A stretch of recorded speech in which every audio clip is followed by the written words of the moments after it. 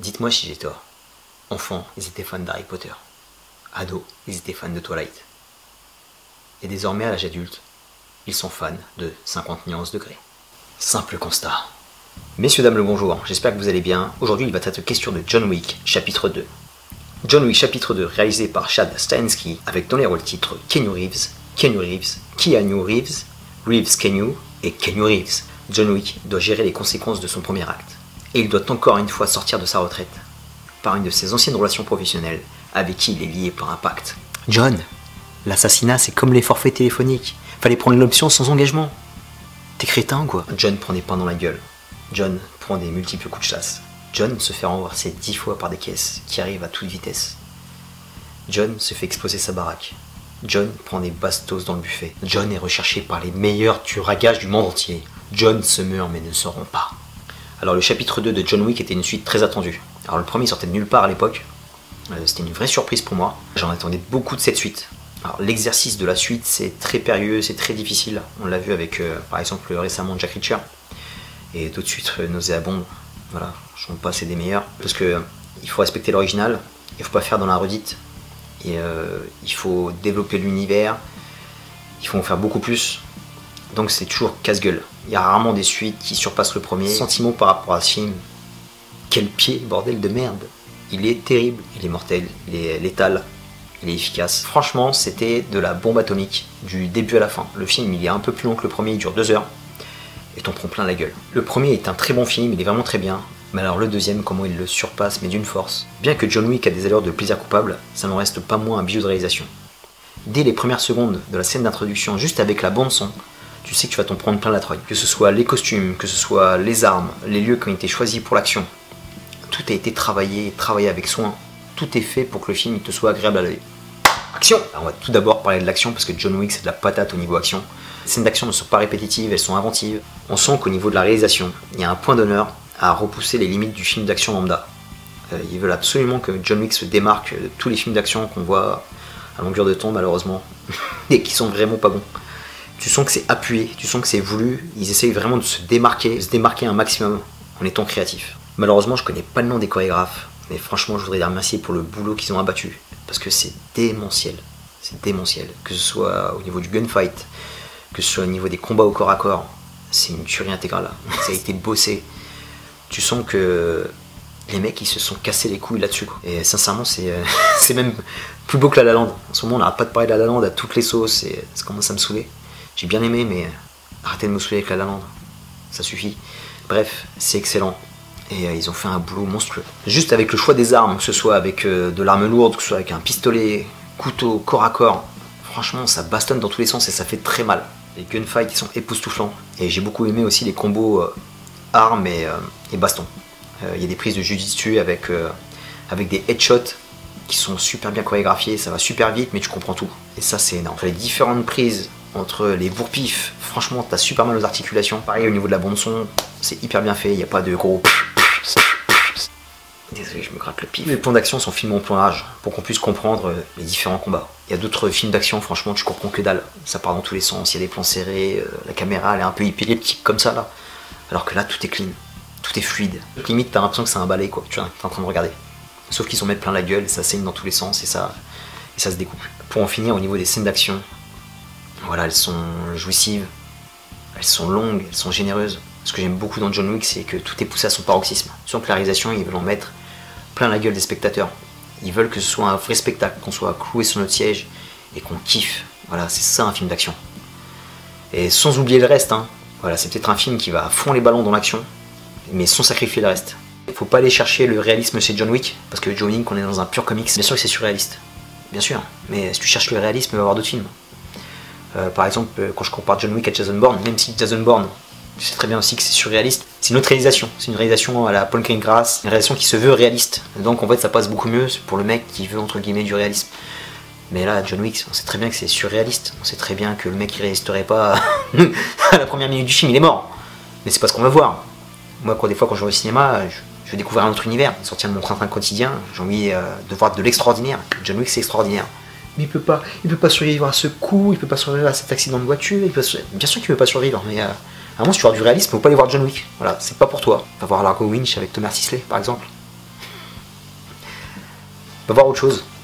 Voilà, c'est pas pour toi. Mais voilà, c'est, on sait que c'est surréaliste, mais voilà, des fois, tu vas voir un film d'action, t'as envie. Je dis pas que c'est un film neuneux, mais voilà, John Wick, c'est classe. Il y a du fond, il y a de la forme. Le cinéma, c'est une ouverture sur un autre monde, sur un autre univers qui n'est pas le nôtre.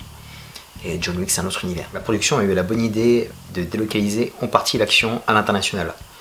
Il y a beaucoup de scènes qui se déroulent dans la ville éternelle, Rome, Ti amo Roma. Les villes les plus cinégéniques au monde, une des villes les plus belles du monde. Excellent choix de lieu pour le film, ça se marie bien avec l'élégance de John Wick, avec l'esthétique du film. Ils ont choisi de très beaux lieux comme les thermes de Caracalla, les jardins de la Villa Borghese, l'hôtel Grand Plaza. Quand je passe devant, voilà, j'ai pas la thune pour y loger. Et voilà, je bave, tellement il est magnifique cet hôtel. La scène qui m'a mis une grosse baffe, c'est la scène dans les catacombes romaines. Voilà, je la décris pas pour que vous preniez plaisir, mais elle est somptueuse. Le rythme, les couleurs, l'architecture, c'est splendide. Franchement, elle est maîtrisée de bout en bout. C'est une tuerie intégrale. Voilà, j'espère qu'elle rentrera dans la légende de la ville de Rome. Je pense à la scène avec Bruce Lee et Chuck Norris dans le Coliseum de Rome, quand ils se fritent à la fin. Voilà, cette scène, elle est monstrueuse et elle est légendaire. Et j'espère que John Wick rentrera dans le Gotha, dans le panthéon des grosses scènes d'action dans cette ville. Parce que, c'est comme je vous ai dit, c'est vraiment une ville faite pour le cinéma.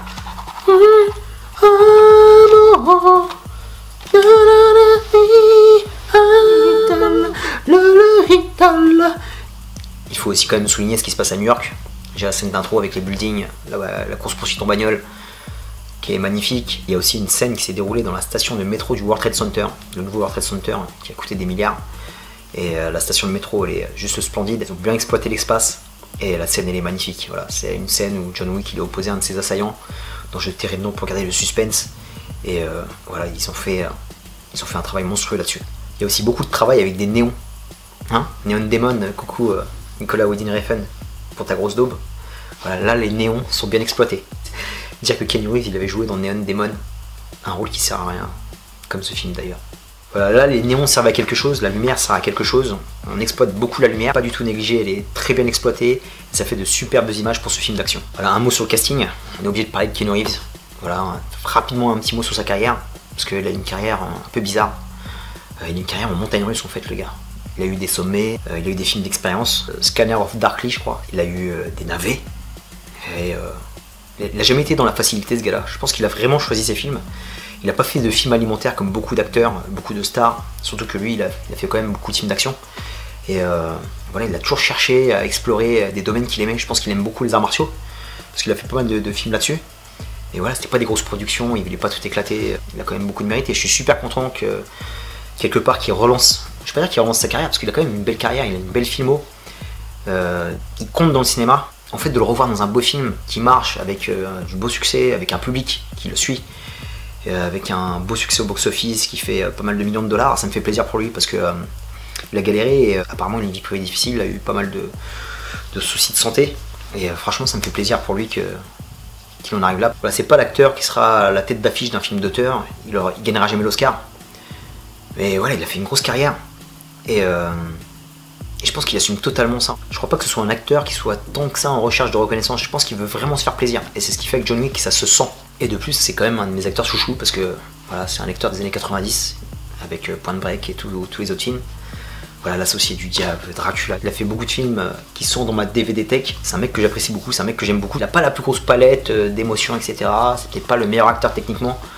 C'est pas l'acteur qui peut tout jouer, je pense. Voilà, c'est un acteur attachant. C'est un peu comme Jack Gyllenhaal en ce moment, c'est un peu mon acteur chouchou. C'est un mec, il se mettra dans n'importe quel film, je vais aller le voir. Parce qu'il a une bonne tête et t'as envie d'aller le voir, t'as envie de le soutenir. Et Keanu Reeves, c'est pareil. Ce qui me fait énormément plaisir par rapport à Keanu Reeves, c'est que dans sa carrière, il a réussi quand même à faire 3 personnages iconiques. Parce que John Wick, pour moi, il est aussi iconique que Neo dans Matrix, que Johnny Utah dans Point Break.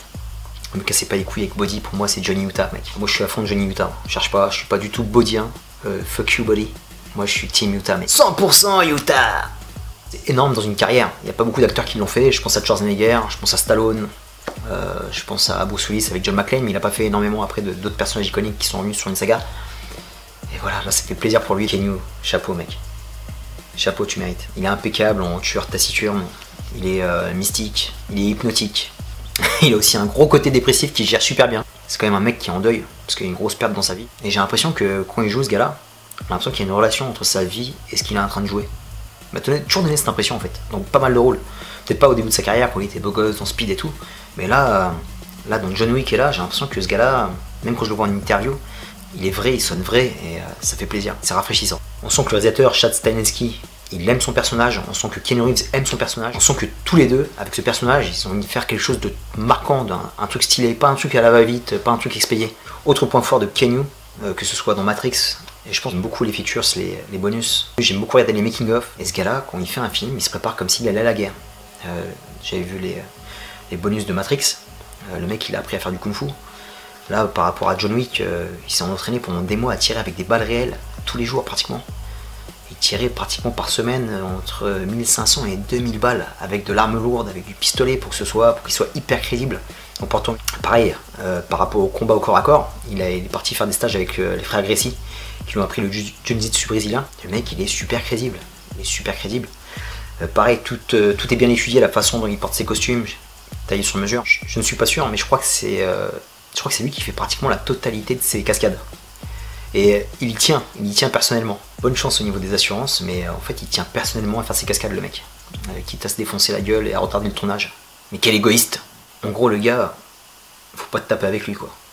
Parce qu'il peut te défoncer la gueule, parce qu'il est très chaud. Je pense que le mec il est déterminé. Voilà, en gros Keanu, faut l'avoir comme pote. Voilà, faut surtout pas le contrarier. Alors dans mon introduction j'ai fait une petite bagounette, j'ai pas cité le reste du casting. C'est vrai que Keanu Reeves il prend beaucoup de place, mais quand même le reste du casting il est important.